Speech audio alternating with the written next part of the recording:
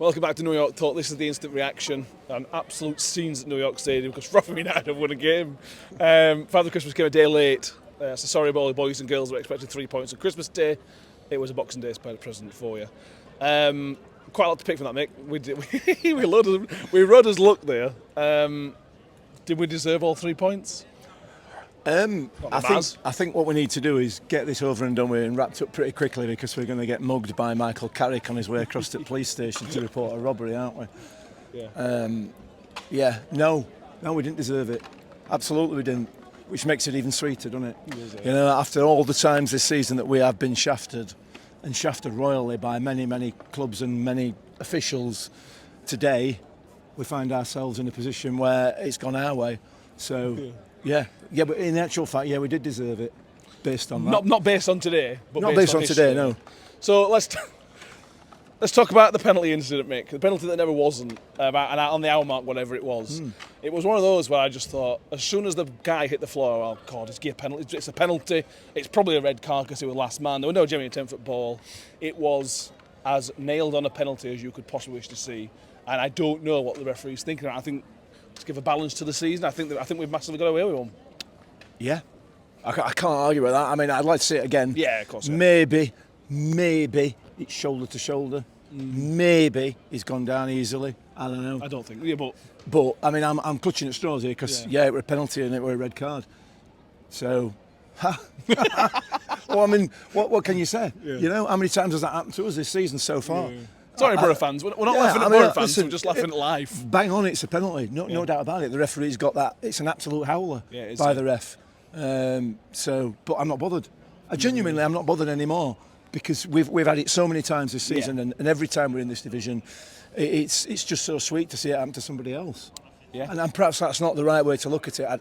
And from a right now, I think instant after the game. Yeah. But I don't care. I'm not interested. Yeah, let's talk about another piece of luck, and that was Goran Bramall's goal. No. You're claiming somehow, and I can't believe you're trying to claim this, that he sort of meant to do that. My opinion is that the fact that he can't cross the ball has really paid off. 100% meant it. It's a shot. Believe it. No doubt about it. And I won't hear anything to the contrary. Don't care again. I mean, this instant reaction is just me saying I don't care, and I don't, because the way that the way our luck has gone this season with everything. When you look at the injuries, when you look at the decisions that have gone against us, when you look at the way that we've come up against teams who just end up getting one going in off a back leg and everything else, then we deserve our stroke of luck, and we've had that today, so. Happy days, it'll not continue, we'll go into Friday night and I'm sure we'll be back again under the cosh from officials and bad luck, I suppose. So enjoy it while you can, for me. We didn't deserve to get anything out of that game today. Maybe we deserved a point, arguably. We certainly didn't deserve the 3. No. We got them and I'm going to take them and run, correct. Personally.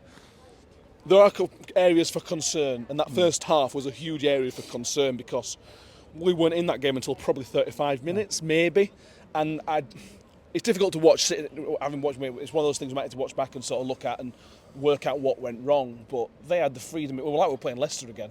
It was like we were playing a team that were 10 times better than us and we couldn't touch the ball. And Boro are a good team. Boro are probably getting playoffs this season, but they're not that good to allow them that much respect and that much time on the ball at home. I thought that was one of the worst home 35 minutes of this season. Yeah, it weren't great at all. We just, like you say, it was like a training match for them, but they didn't do it with it, did they? Well, no. They're another one of these teams who will look pretty and end up with 80% possession and no points. So if you're gonna do that, you've got to be effective with it, and they weren't effective. But it wasn't a great performance from us. We showed far too much respect, and there were touches of that Matt Taylor. Tactics of getting the ball and then just going backwards, continually going backwards, and not looking to be progressive with it. So that's something that needs to be worked on. It wasn't a great first half at all. Offensively, defensively, I thought we were reasonably sound. Yeah. You missed Dan Barlaser more after today, by the way. See, for everything good that this is not a Dan Barlaser podcast, but everything good that Boro did came to Dan Barlaser today, didn't it? Listen, I know. I'm pretty sure that Dan Barlaser will get some pelters off the Middlesbrough fans. He absolutely does. I know. For a fact. And if they do, if he does, then I'm sorry. Boro fans, even coming from a Rotherham fan or bottom of the league, you do not know what you are talking about. Genuinely, he ran that game today. He did, yeah. He absolutely ran that game. He's a quality player, and I want him back here every day of every week. We'll never get him back. I understand that. I know that. Yeah. Everything good that came through from Boro went through Daniel Barlaser, and that's. That's just a fact. Final mention: we're going to do the exchange tomorrow for the full podcast because there's 2 or 3 other key performers that I will mention. We're going to wrap up. But Mick, man of the match was given to Hakim Adoffin. It could have gone to Victor, but it went to Adoffin, and I can't really argue with that. I thought he was an absolute mountain.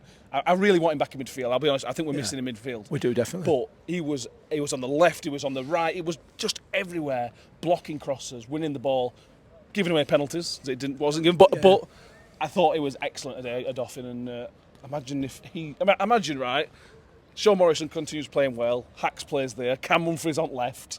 Just imagine. The man's an animal. He is. He's an absolute animal, and I love him. I genuinely love him.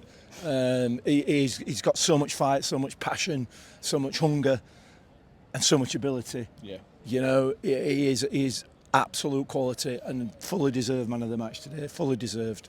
Yeah. So definitely my man of the match. We have to shout out to Victor's save at the end on the 75th minute, which Ben is waxing lyrical about before we start recording. So Victor was sensational as well. Anyway, thank you all for being with us. Make sure you've subscribed on the YouTube channel as well. So we get 1,500 before end of season on 13-16. Get 1,500 at end of season. I think that's a reasonable target, I think. I think so. So please do subscribe. All your new tablets and new devices you've got, and make a new account, subscribe. Give the video a thumbs up as well. We'll be back on... One day this week. We'll be back tomorrow, whatever day tomorrow is. We'll be back tomorrow for the full review of Leicester and Middlesbrough, and then we'll preview Sunderland as well, where the instant reaction will be out on Friday for Sunderland as well. Thank you everybody for being with us. Merry Christmas, and we'll see you next time up the Millers.